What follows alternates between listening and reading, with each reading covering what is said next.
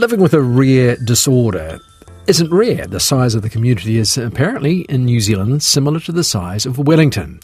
If you don't have a rare disorder, then you likely know someone who does have. Unlike most OECD countries, though, New Zealand doesn't have a national strategy for rare disorders. And so here on Nights, we endeavour to shine a light on some of those lesser-known diseases and conditions that people amongst us are enduring. And tonight we're joined by Heather Kalisch, whose 2-year-old son, little James, has Prune Belly Syndrome. Well, kia ora, Heather. Lovely to have you on the program. Thanks so much for joining us on the show. That's all right. Thanks so much for having me. Well, I really appreciate it. No, that's great. It's great to give you, a chance to tell us a wee bit about it. I've got no idea what Prune Belly Syndrome is, and I bet you probably didn't either. Absolutely not. And you'll find that most doctors don't know much about it either. It's an intriguing sounding thing, Prune Belly Syndrome. Tell us what it is. Yeah, sure. So it's got a couple of other names, Eagle-Barrett syndrome and Triad syndrome. So Triad syndrome comes from the names of the characteristics that people with Prune Belly syndrome present with. So most of the people who have Prune Belly syndrome are males, like 97%. That's just the way it is. So the characteristics are like low abdominal muscle tone, so little or no tummy muscles, undescended testicles in males, obviously, and a large bladder, which often affects the kidney and the urinary tract in different ways. So it sort of pushes itself around and squashes everything else up. Yes, that's exactly right.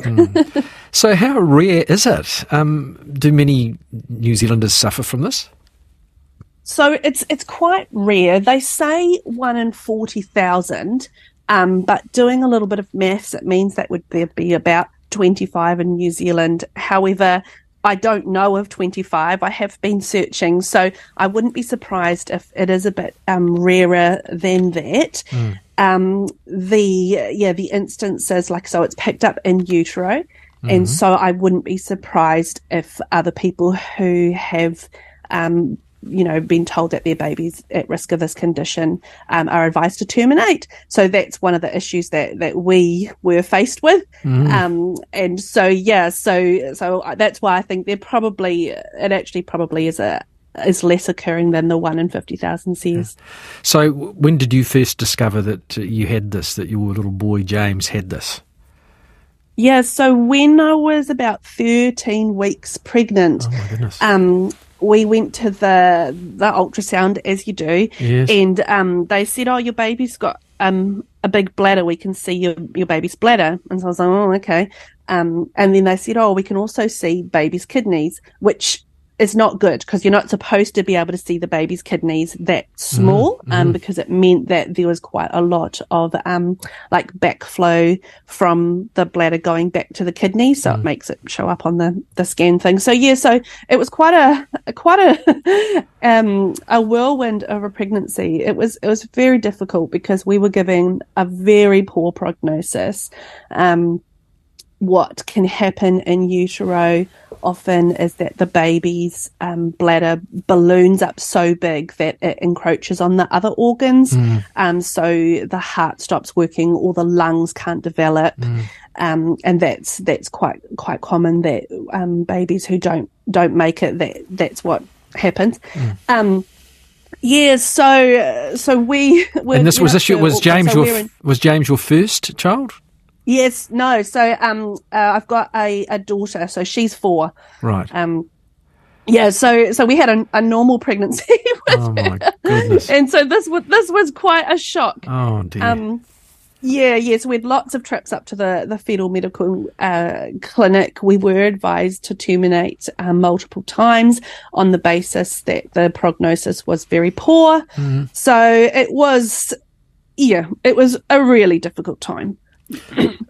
Extremely difficult. The hardest decision that you would ever have to make. Well, perhaps it wasn't. Perhaps you thought, no, we're going through this come hell or high water, effectively. That was your decision you had to make, really, wasn't it? Yeah, it was. It actually really was a difficult decision to make, because you just didn't know. We went through this whole pregnancy not knowing whether baby James was going to live or die.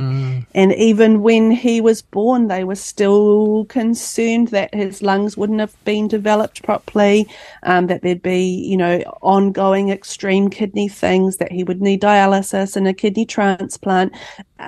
Quickly, we were told that it was likely that we'd need 6 months in hospital when he was born. We gave birth up at Starship. We're from Tauranga, but we went up to Starship just because, it was safer that way, because he was a complicated little man. Yeah.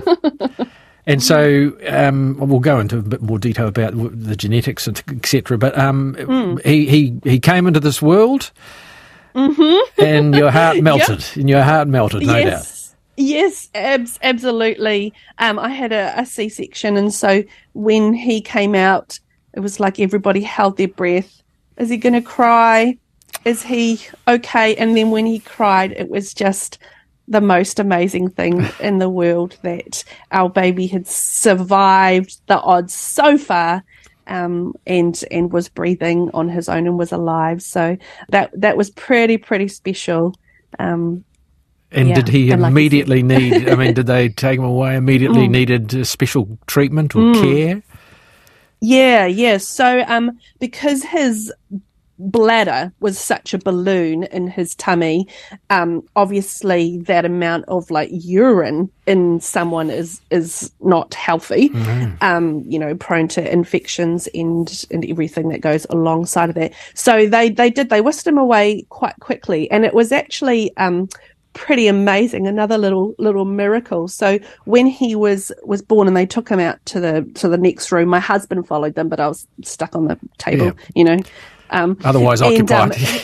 Yeah, exactly. Recovery. And so he said that a tiny little shot of wee came out of his stomach. So he had something called a patent uricus, which apparently even in prune belly babies is very rare, that his urethra is not fully developed at all. And so he was weeing out of this tiny little hole in his stomach that had just kind of formed while he was in the womb.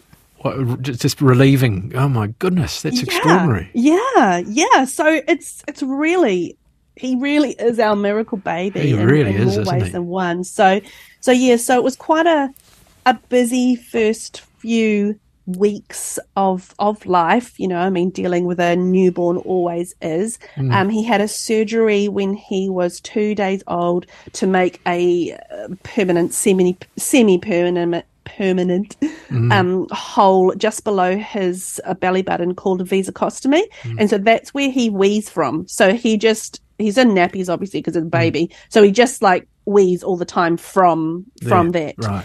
So it's with babies with Prune Belly Syndrome especially, it's really important that the bladder keeps draining so that the kidneys are protected, because that is the most important thing with people with Prune Belly Syndrome, is protecting those kidneys, and that is a very common thing for people with Prune Belly Syndrome to have kidney transplants later on in life. Is his bladder still oversized now? Or? So it's quite abnormal. So we were very fortunate that they were so quick acting in terms of putting the vesicostomy in and getting that bladder to kind of release its contents. So it's... My gosh, we're talking about bursting. We always talk about bursting as kids, oh my goodness gracious me. Imagine how he was feeling. I know, exactly. So we were quite lucky. So his stomach is quite abnormally shaped, and that's where the name Prune Belly Syndrome comes from, because it gets blown up like a balloon with the urine and retention, and then of course when that's released, the skin's all wrinkly. Yes. So he's got very little or no abdominal muscles. We're not exactly sure. They haven't really told us. Because he's still only 2, so there's still... yes. Gosh, you've still got a big journey ahead. Yes, we do, most definitely. So James has got one kidney that's functioning and one that they call it multicystic. So his one that is functioning is a little bit dodgy.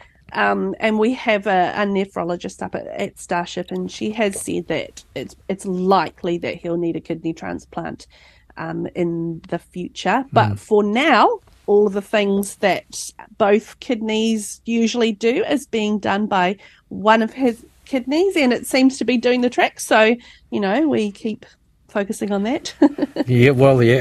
Accentuate the positive, as they say. Yes. And so, I mean, what is life like now?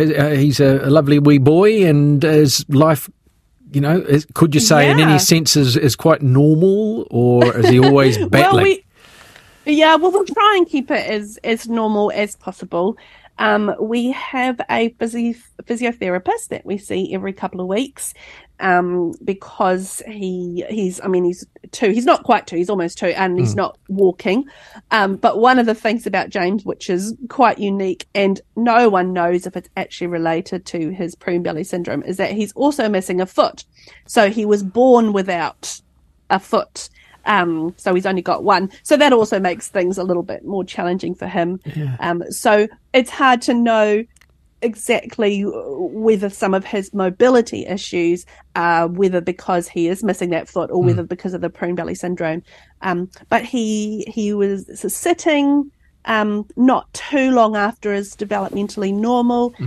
He pulls himself up on things. He has got a little prosthetic leg that we're practicing walking with. He's got a little walker.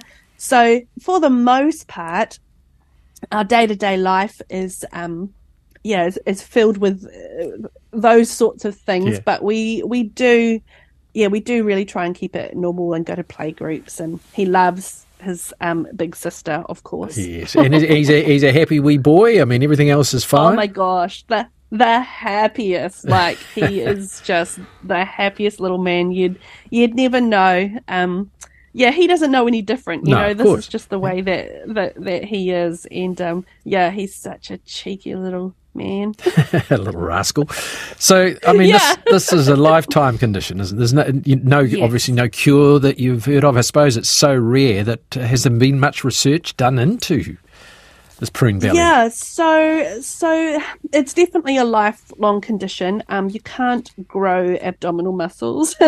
So here, but the body does adapt in other ways, to, for in mobility wise and stuff. There is research being done in different parts of the world. In America, there's a couple of doctors that are researching whether there's a genetic component to Prune Belly Syndrome. And then obviously their ideal is to look into a cure in the future, but it's the seeing why does Prune Belly Syndrome happen?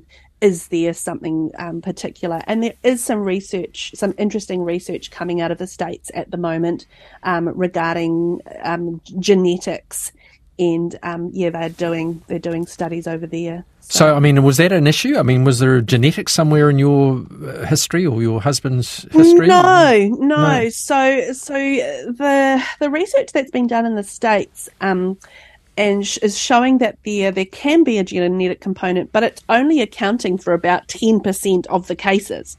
So this is already such a rare a rare syndrome, and so a small part of that is being accounted for by a particular gene. I can't remember all the details. I did read up on it, but I wouldn't want to bore you anyway. Well, you've had a lot to read up on over the last few years, I would suggest. Have. Google is my friend.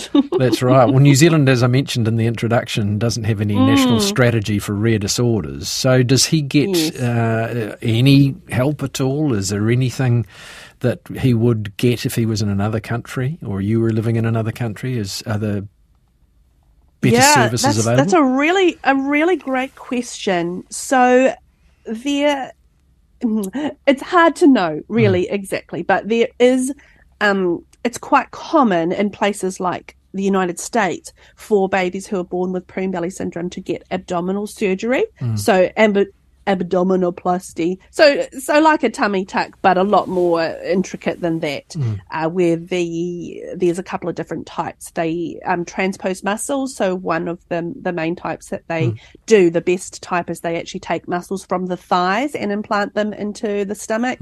That's never been done in New Zealand before, but that's a shame, in fact, that we don't have anyone that's kind of even willing to look at that sort of an option for James and for other Prune Belly Syndrome. And that has been, in your knowledge, that has been successful, so in other words, creating abdominal muscles. Yeah, absolutely. Yep. No, definitely. So that's, if we were in the States, and we have looked over there to see whether that is an option for James later down the line, it's something that we would have to fund ourselves, though. So, I mean, I don't know anybody that's got that sort of money just kind of lying around, especially with 2 little children. Exactly. And a mortgage at these days and age, and the cost of living. Oh, yes, indeed. So you went to Columbus in the US and attended a Prune Belly Syndrome convention, which must have been amazing for you and quite significant, no doubt. It was just amazing. It really did change my life, and I hope that it'll change James's life in the future too.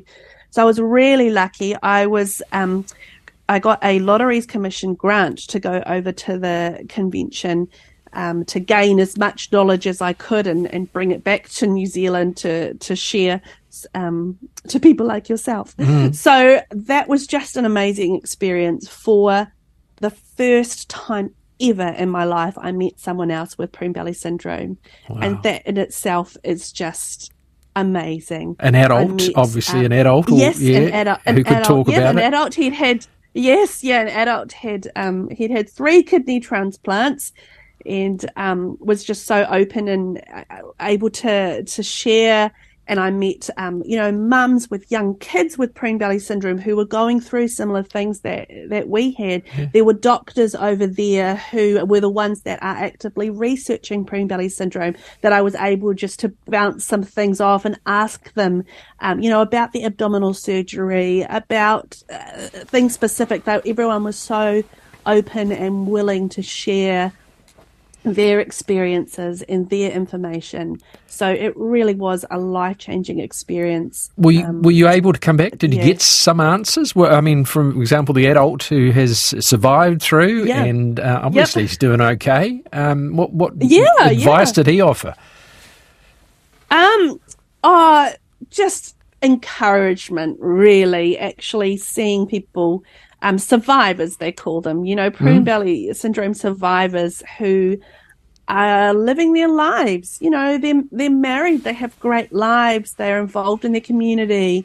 It's just really, really special. It gives me a lot of hope for the future for James. And I really hope that he will grow up to be someone like some of these people that I've met that are doing really great things in their community, just growing up to be a great person, really. Well, I think with your help and support, I don't think there's be any doubt about that. If you've got such an amazingly positive attitude to this and bright personality that I can't think he can go too far wrong, really, which is great. Thank you. That's so kind. I'm just thinking, get back to how he has to wee through his tummy, basically. Now, is that a permanent thing? Can he? Does his urethra, his penis, not work? That's a really good question. Yeah. So it's a bit tricky. So this is why I need to have another appointment with our urologist, because everything always sort of changes. So there's 2 words that are used in his medical documentation. So one of them is urethral atresia, which means there's no urethra going through his penis. And the other one that is used some places is a hyperplastic urethra, which means there's a really tiny, paper-thin urethra, but there is something there. So I am looking for hope and answers, and I keep pushing and researching that he will be able to use his penis like a normal man. But at the moment, he's still very little. Yes, the original talk was of trying to do something kind of when he's toilet training age. That's when they sort of start looking at that. But I didn't really have a huge amount of success and encouragement after our last urology appointment. So I'll be interested to see what happens next. I've got lots of questions for them. So. Oh, goodness, I bet hope you you're have. not listening. So has the trip to Columbus, has it changed how you, I guess, advocate for James, and his needs here in New Zealand? Yes, most definitely.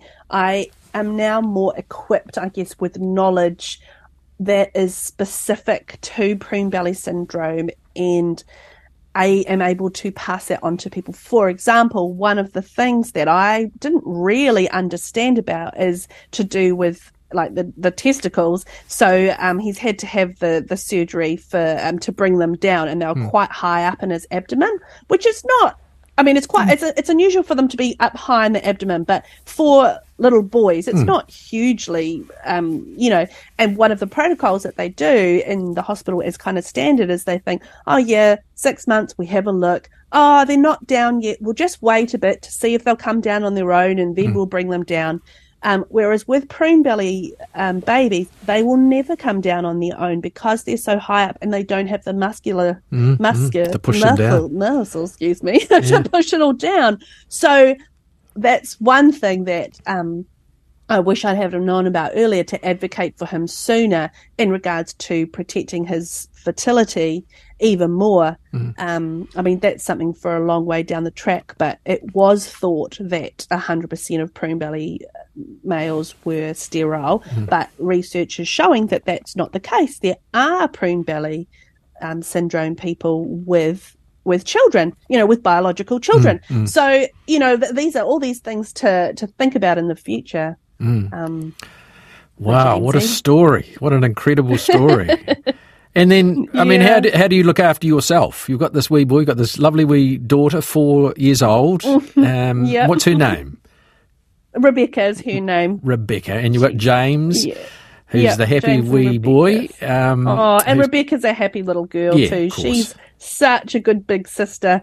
And she's still at the age where she doesn't really notice that there's anything different. Like to her, this is just James, and this is her brother, and this is the way that he was born. So, I wouldn't be surprised when she grows up if she's like a nurse or something.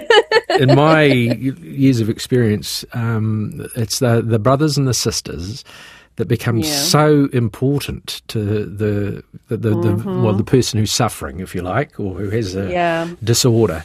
And not only does it improve their lives, those who are suffering, but the older sibling, or younger sibling for that matter, it just becomes a part of their life. They have such a wonderful empathy that they carry through life.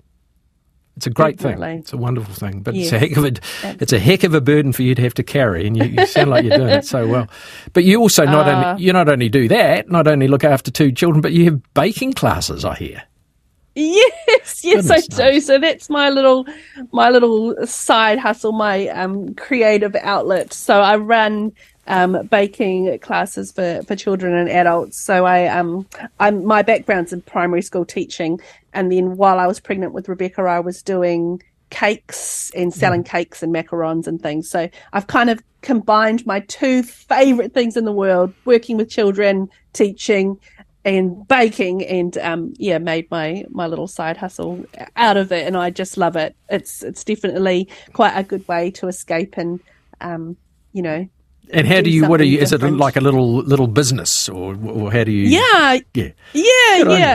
It's So it's called Bake With Me. So I'm on Facebook, and that's how I just find people and have a group of kids that I work with once a week during the term, and we make all sorts of things. We'll get those macaroons out the door, and you'll be off to the US before you know it.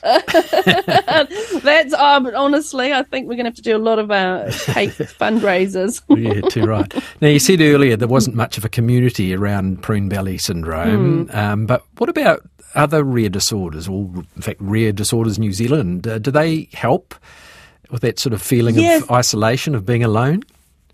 Absolutely. So, I reached out to Rare Disorders and told them about my trip to the States and just said, look, I'm more than willing to share about my time and what I learned and absolutely. So, I know that they have ways of being able to connect people together so that you don't feel that you're as alone, because it can be very isolating living with a rare disorder or living with a loved one that has a rare disorder.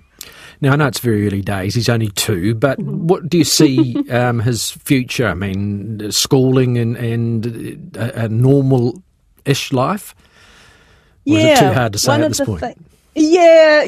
One of the things that I really want for James is for him to be able to live as normal life as possible.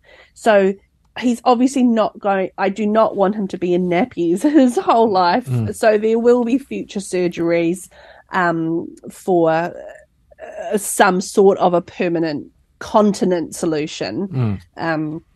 So he can wee without being in nappies. But, the future looks hopeful. We just, when you're dealing with these normal 2-year-old behaviors, I just think, thank the Lord that he's here. Yeah. I just sometimes really have to just stop and breathe and thank the Lord that he's here. He really is our miracle baby. We just didn't know whether we were going to be able to see him grow up. One of the things I mentioned as well, I don't tell you this before, but 50% of children with Prune Belly Syndrome don't make their second birthday. Wow. So it's a pretty grim outlook. That's yeah. Gosh. But James is amazing. James is amazing, and you had to make that decision, and you stuck with him, and he's come through. Yeah, absolutely. He's a wonderful thing. Miracle baby. Well, Heather, I'm full of admiration. I'm going to go out and buy a lotto ticket because good on you. Having you say that that the lottery fund or whatever came to your aid makes me feel better for all the times I've bought a ticket and I've never won a darn thing, and I feel better for it. Well. Yeah, that's right. If you do win anything, maybe you could shoot me a trip to America. I won't forget. I encouraged you to buy it until I win. Oh gosh, I'll have James' luck on my shoulder, hopefully.